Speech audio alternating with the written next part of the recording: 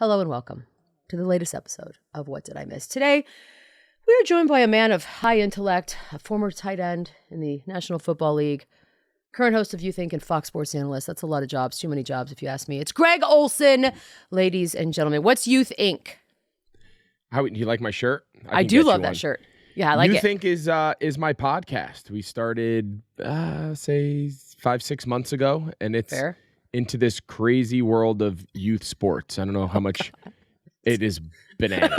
And I'm not sitting here accusing anyone because I'm equally part blamed for this. My kids are in it, and we travel and we fly all over the place, and it's bizarre. So we have conversations with parents, athletes, scientists, psychologists, sports leagues, equipment manufacturers, you name it. Everyone that makes up this crazy world of youth sports, we talk to them about the good, the bad, the ugly, the in-between, what we can do to get better, educate our, and all of the above. So it's been fun. So we started that back in March, and it's been a good time. Have you ever been tempted or almost teased into fighting with another parent at a game, but then realized, I'm Greg Olsen, I can't be doing this? Yeah. I mean, there's been times where I've wanted to fight somebody on the other team for sure. I've never been close. Like, I've never had like any sort of altercation that was even remotely close to physical. Right. Have I had a few like verbal back and forths? Absolutely. And God, really yes. the only time that I ever really get that mad and stuff is when I feel like other adults, whether the coach or the other parents, are saying stuff or like verbally going after our players, like our kids. Gosh. That, like, if they're talking shit like from the stands, that's where I have zero patience and I will lose my mind on the adults. For the most part, though, I don't spend a lot of time dealing with the other coaches, the other parents. Like, I kind of let that be and really focus on our kids. But if I feel like our kids are being like attacked by adults, wow, then I jump in. If the other kids are talking shit, then the kids got to handle that on their own. Like, that's, absolutely. I tell my kid all the time. But if adults are doing it to my kids, I'll get involved. Who are like, I mean, I'm fascinated by that world anyways, just because I remember when I was a kid playing, our worst parent on the team was actually our coach because he was the dad of the goalie. And I was like, this is weird. And now I see it because we have videos and all of this. Why? What have you figured out about why these adults, and I didn't mean to go on this tangent, but I'm obsessed. Why do they act like this? And why do they think it's okay to talk to children the way you would talk to another adult? Yeah, that's a good point. The part about the adults' interaction sometimes with the kids is the part that I have no idea. Like, it has never dawned on me. There could be like the biggest pain in the ass kid on the other team, shit attitude, bad sport, yelling at our kids, taunting, bat flipping, whatever you want to call it.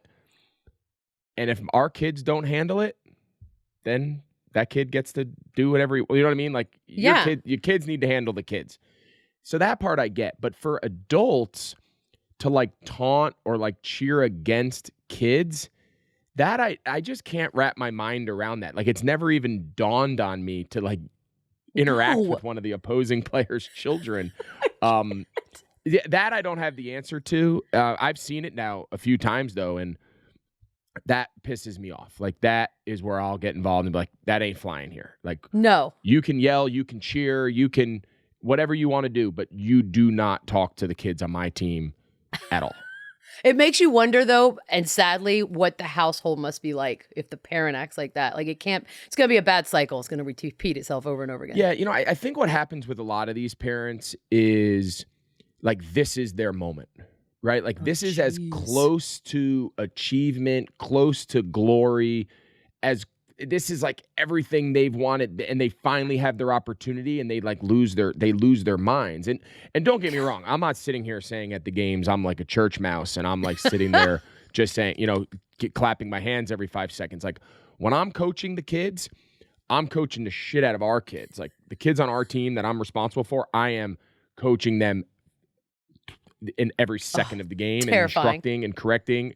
Not like yelling, but like instructing, correcting, feedback, encouragement, whatever. But like the thought of stopping that and like yelling at one of the opposing kids is just weird to me.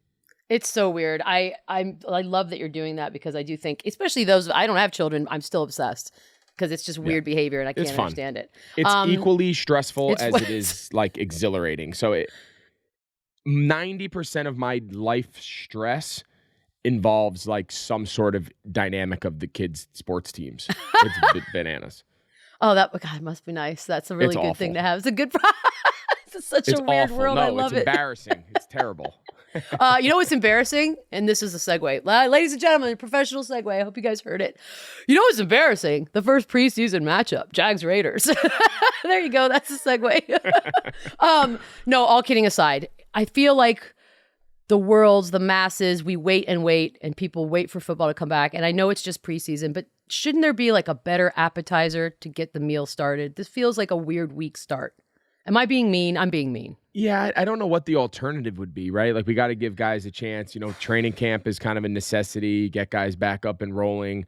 We used to have more preseason games, and that was super diluted, right? That was a joke. You talk about, like, that was 4 games. Dumb. Maybe of those 4 games, 16 quarters, maybe 2-3 of the quarters actually had players in the game that would be playing week 1, right? Like, it wasn't a good representation of getting the actual roster ready. So now they've reduced that and they've eliminated one of the games. So hopefully that consolidates, at least some of the guys play. But I'm with you. The preseason is hard. It doesn't excite me. I have to call a game out in Arizona in a few weeks. I haven't even thought about which guy who's going to be in the game. I'll get there when I get there. But yeah, I'm with you. I think everyone's just really excited for week 1, right? Like, week 1 feels big. It feels right. That's what everybody wants to watch.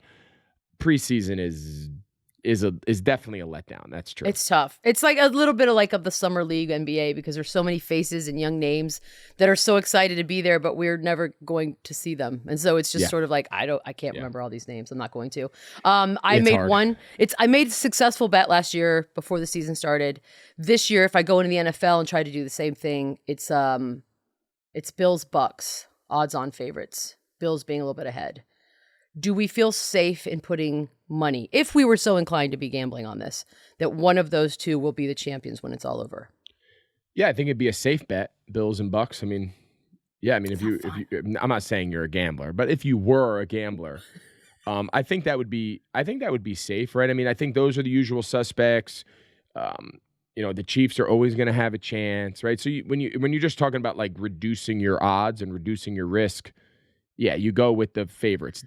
Now, so boring, over the course of time, like, is that how it's going to all play out? Did anyone think the Bengals would be in it last year? No. Don't forget the Rams. I think the Rams would be a good, safe bet. But yeah, I mean, if you're going to place money on one team versus the field, those teams you named are all really safe bets. Would I say that they're definitely going to, I mean, the chances of them actually winning it, I don't know how good they are, but they're better than the alternative. Is there a team that we can look to that might shock everyone? And if the answer is the Jets, please just say it right now. I don't think it's the Jets.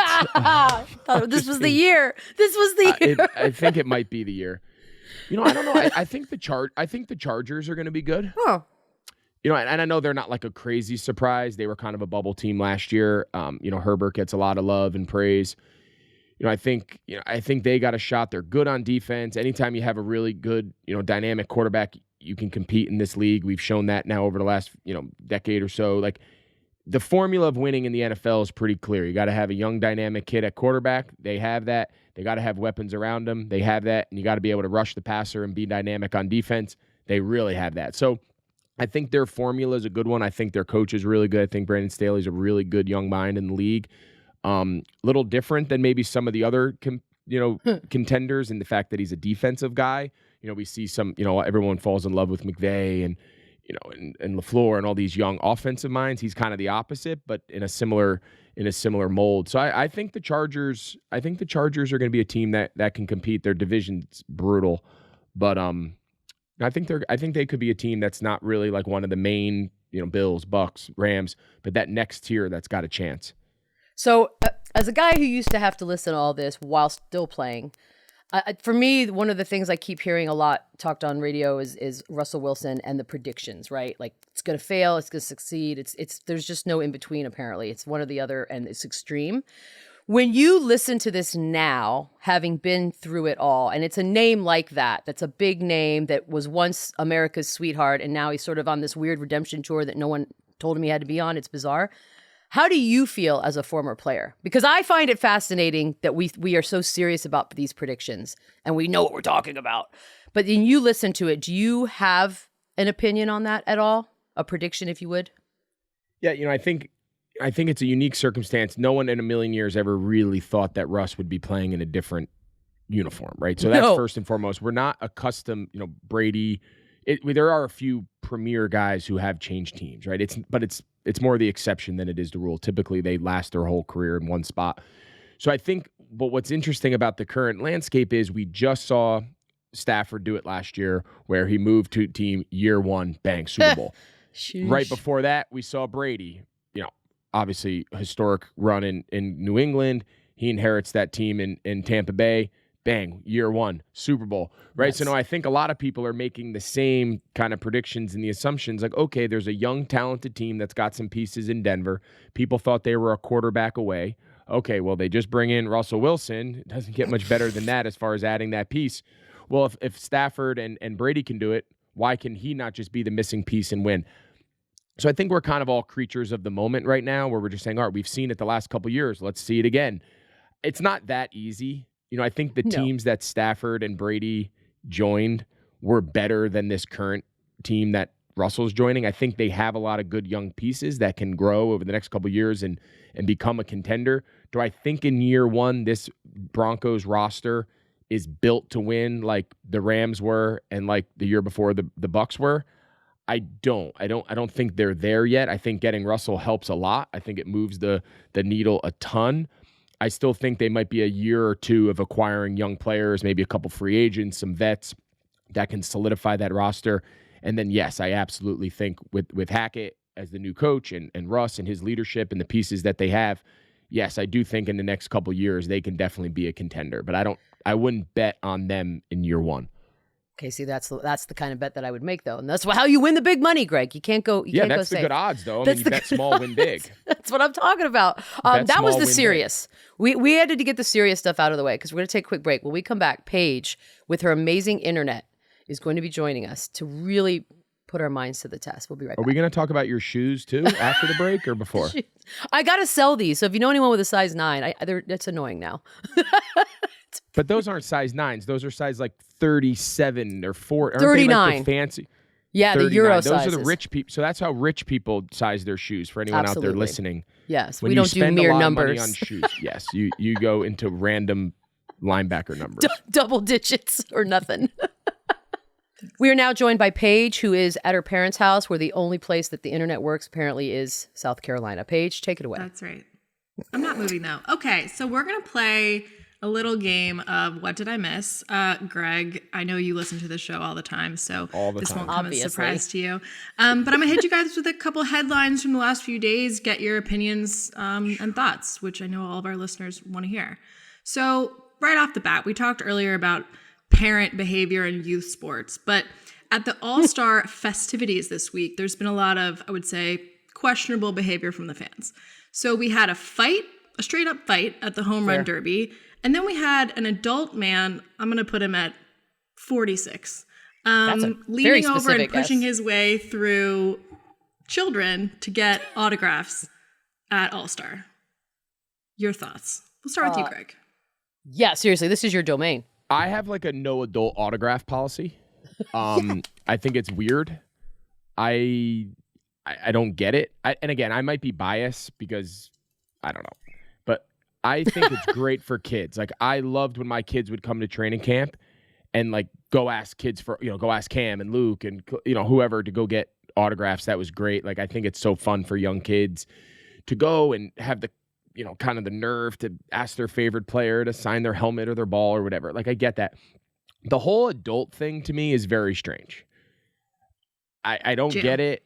I think it's weird. So now you compound that, which in its own right is weird. And now an adult is going to like push out young kids and who are like living their dream to meet, Manny Machado or whoever at the All-Star game. And I'm going to like elbow a young kid out of the way to get an autograph.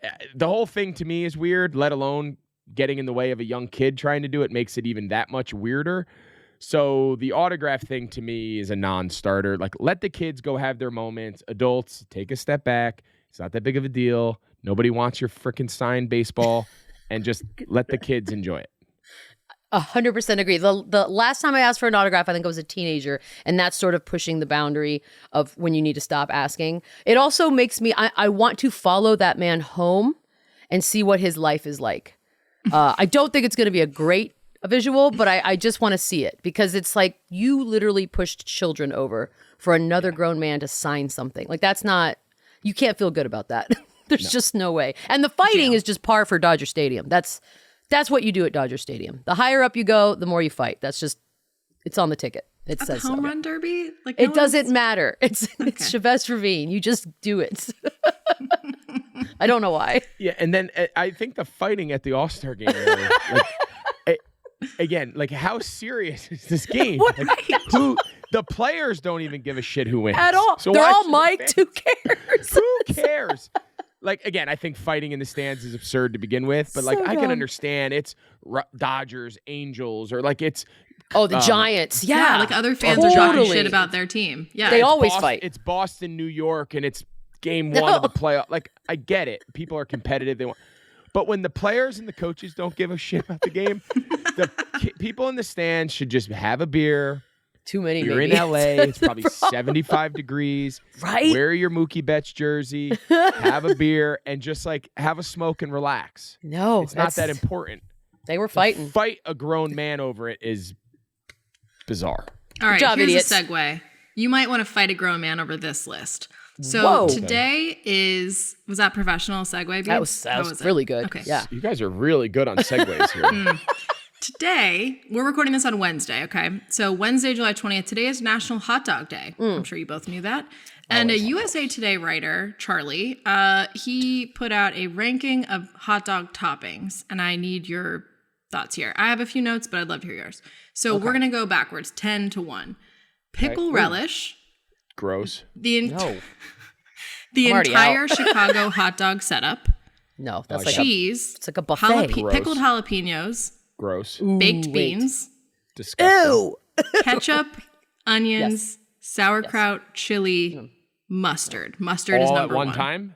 No, these are top 10. These are This is the fattest. It's a ranking. That was 10 to 1. What was one? This mustard. Yeah, always with the mustard. What? See, I have a very I don't like mustard on my hot dog, and I know it's the most popular thing to do. Yeah, mustard on my hot dog. Some of those things are revolting. Yeah, I mean, I only eat mustard on my hot dog. I don't mind like the chili or, like, you know, some of that good stuff as long as it's not overboard. But, like, sauerkraut, and I don't do any of that. That's a lot. Give me a hot dog with mustard, man. And Classic yellow. But beans? No, I don't mind. I don't mind a nice little spice. I can spice my life up every now and then. That's fair. Actually, that's the only mustard I would even consider. It has to have some spice to it. I don't like yellow mustard. Get a little burn. Get a little nasal burn. There's nothing wrong with that. Yeah. I want to, like, I didn't clear the sinuses. But the beans, you lost me. That's just, if you can no longer eat it with just your hand, it's no longer a hot dog. So now you're adding things where I'm going to need a fork, and that's ridiculous. What are we doing? Or look like an absolute disgusting mess. Just a ass monkey is what you're going to look like with shit all over your shirt. Nobody wants to see that. Well classified. Well classified.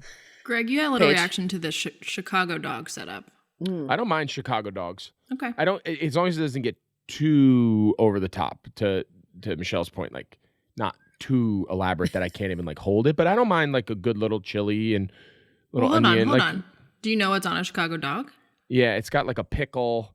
Yeah. Relish, tomato, peppers, pickles, tomatoes are weird. Onion, mustard, and celery salt. It's like a burger, basically. Maybe I might have overreacted just because I like Chicago. I might have given them too much. I might have just heard Chicago and just started clapping, and I didn't hear the whole thing. I hate pickles, so I probably wouldn't eat that. Ooh, that's a hot take. So I grew up in New Jersey, and we used to get our hot dogs called All the Way. Do you guys know what that is? Like, you get two All the Way. So in New Jersey has the best hot dogs in the world because they're actually deep fried. So they're not So they're not, like, battered. Like, they have no breading. So don't, like, that's not, like, fried like chicken. No, they're just... But they're crispy. So, like, they drop them in where you'd put, like, French fries. So when they come out, the skin has, like, a snap to it. So when you go into, like, a New Jersey hot dog place, You don't say like, can I have 2 hot dogs with, you say, I'll have 2 with mustard. They assume it's a hot dog. So you say, I'll have 2 with mustard. I'll have 2 all the way. I'll have 1 with chili. I'll have 1, whatever it is. You just say how many you want. And they're like, yeah, we know you want a hot dog. So they do this thing called all the way. And it's got like some sort of like chili sauce, onion, I don't know, whatever their all the way sauce. And like every hot dog place in Jersey claims they have the best all the way sauce. So you just say, I'll have 2 all the way. And it just comes. Yeah. You need to go to a hot dog spot. I need to have that. Yeah. Yeah, that's real. God, that sounds good. Yeah, so it's the sauce. Okay. All right. Yeah. How did I never have one of these? I lived there forever. Okay. I've never even heard of I'm that. in it. Yeah, you're right there, Paige. Go get one and then tell us. Okay. I will. Okay, good. Yep. I don't have a segue here, so I'm going to go into it. All right. The A's booked their lone all-star, Paul Blackburn pitcher, on a commercial flight to the All-Star game. Okay? I saw that. The Astros From Oakland to LA. Yeah. The Astros then offered to fly him with their all-stars, plural, to LA instead. Do we think this is A, a heartwarming story of baseball brotherhood, B, embarrassing for the A's, or C, are the A's petty geniuses for letting someone else pick up a tab? Wow. My first question is, why was the kid from Oakland in the same original departing city as the guys from Houston? Yeah. No That part Are of they the going to story pick I him didn't up? get. So like, yeah, did they fly from Houston to Oakland, pick him up, and then go to LA?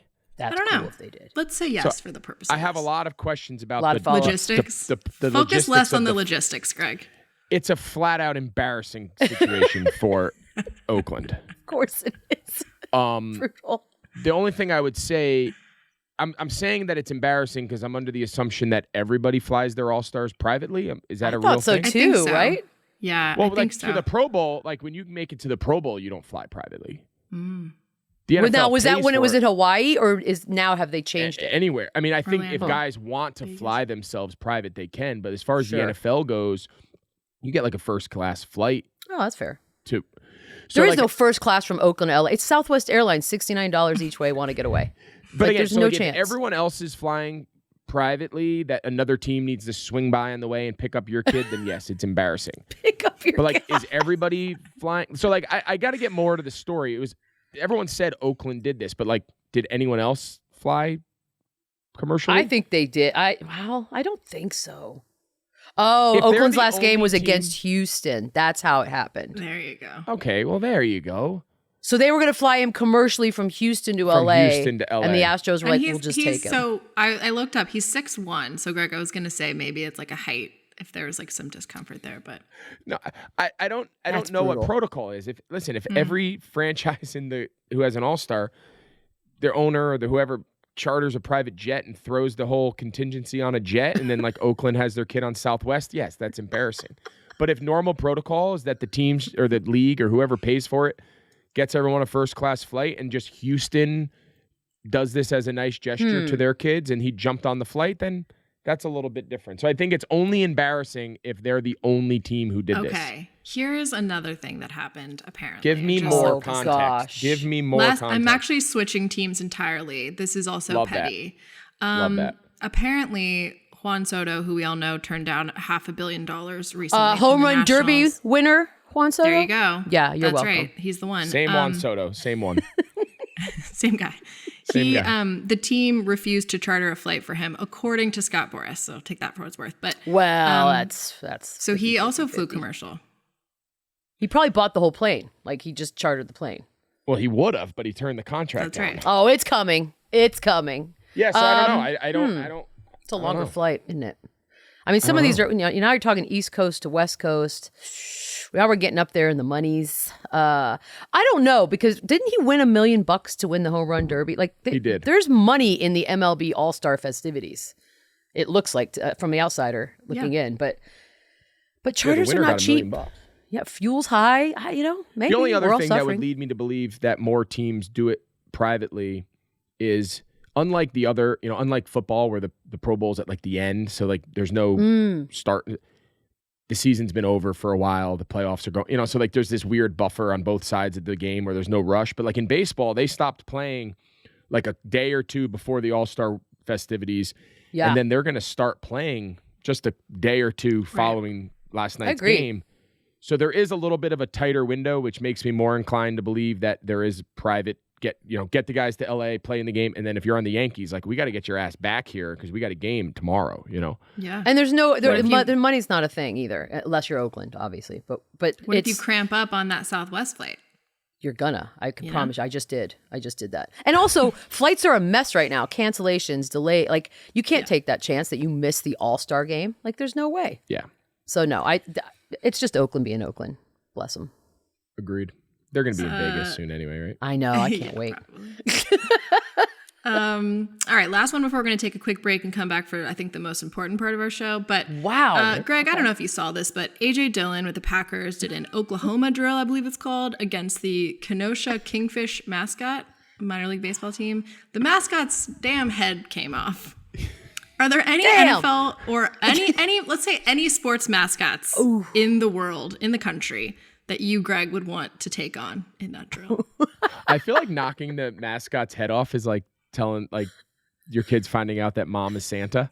I agree. You know what I mean? Like I feel like the mascot's head being on gives them this like aura of like being real. And then the head fell off, and I can only imagine like every kid in the stands just like defeated, like mom, I don't know. Like I have this like weird vision of like all these kids being disappointed that the Kenosha, what was it? Kingfish. The Kingfish mascot's not real, Sally, or whatever the Kingfish's name is. Sally? Did you just make that I don't know. up? Don't they have like sails, like a sailfish? I don't know. It does have sail and a thing, crown. Like a horn. He's terrifying, actually. Who are you trying to hit, Greg? God. There's one right answer to this. One right answer. I want to go. Let me hear it. It's NBA though. It's that damn New Orleans baby king thing. That thing that comes out in diapers with the monster creepy face. It's like a giant baby. That thing's got to go. So you better hit that thing really hard.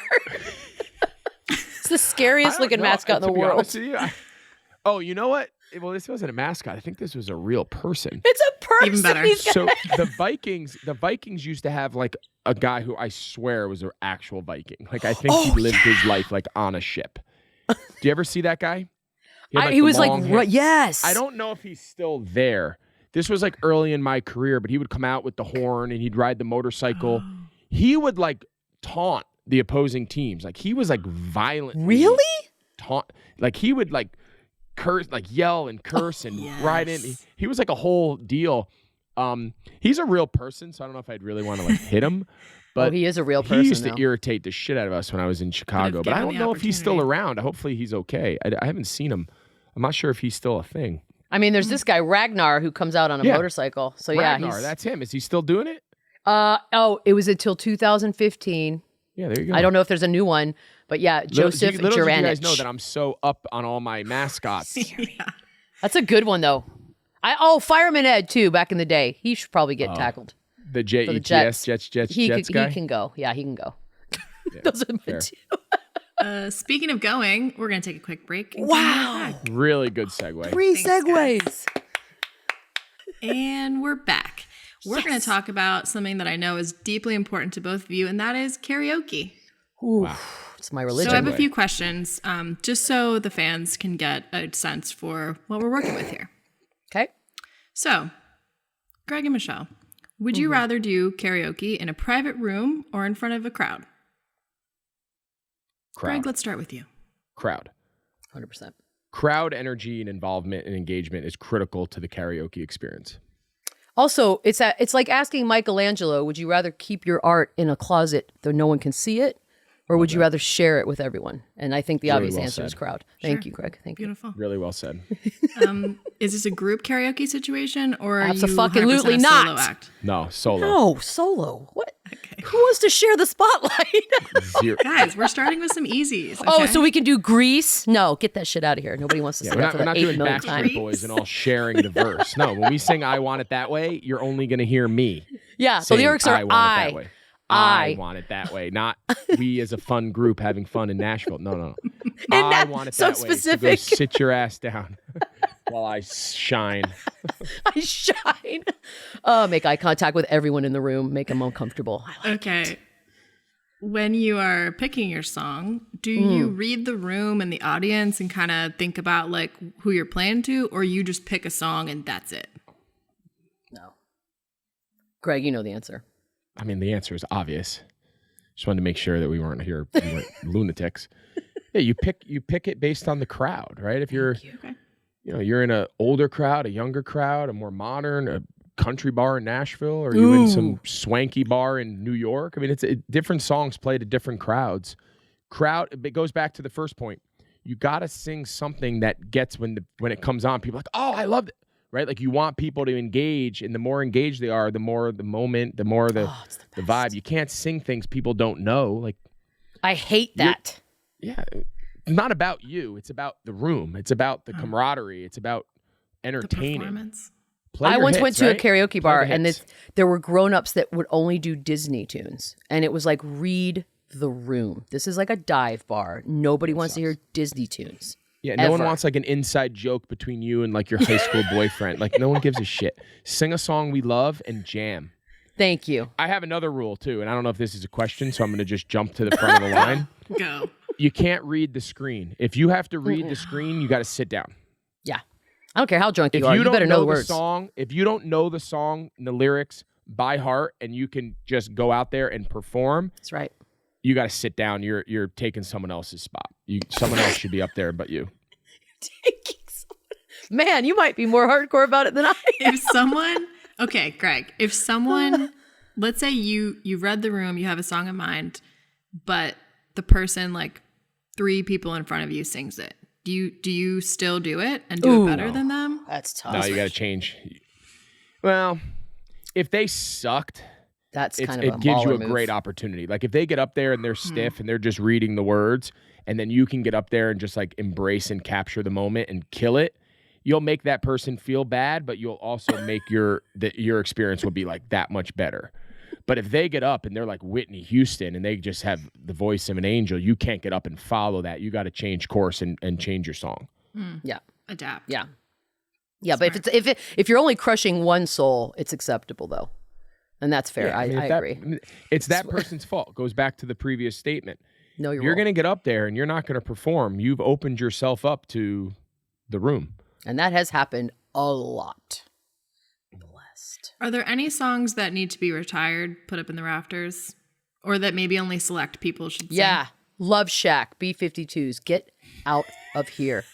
God, go away. Yeah, like you shouldn't be. Yeah, I like that. That's amazing. The fact that you just pulled that off the top of your head is amazing. Yeah, I mean, you hear the same old songs all the time, right? I also don't believe anyone should attempt to sing like people who can really sing. Like, you should not sing like Whitney Houston and, like, be up there screaming after you've had 9 vodka sodas, screaming like, I will. Like, you can't. You can't. Just, you need to stop and sit down. Yeah, so, like, you have to be careful that you don't do disservice to people. Like, true iconic songs, it's tough. You can't get up there and just scream at the mic. Tough. But I have been in karaoke bars a few weeks ago where the woman before me, just very unassuming, got up there and did like a Luther Vandross B-side. No one even knew it. And when I say crushed it, it was ridiculous. And then, of course, I'm after her. And I'm like, oh my God, this is the worst moment ever. I mean, I still owned it, but it was definitely, we had to buy her a drink. What did you sing? I did If I Could Turn Back Time, which is one of my go-tos because I like to do Cher impersonations. I like that. What's your go-to, Greg? Depends on the bar. Yeah.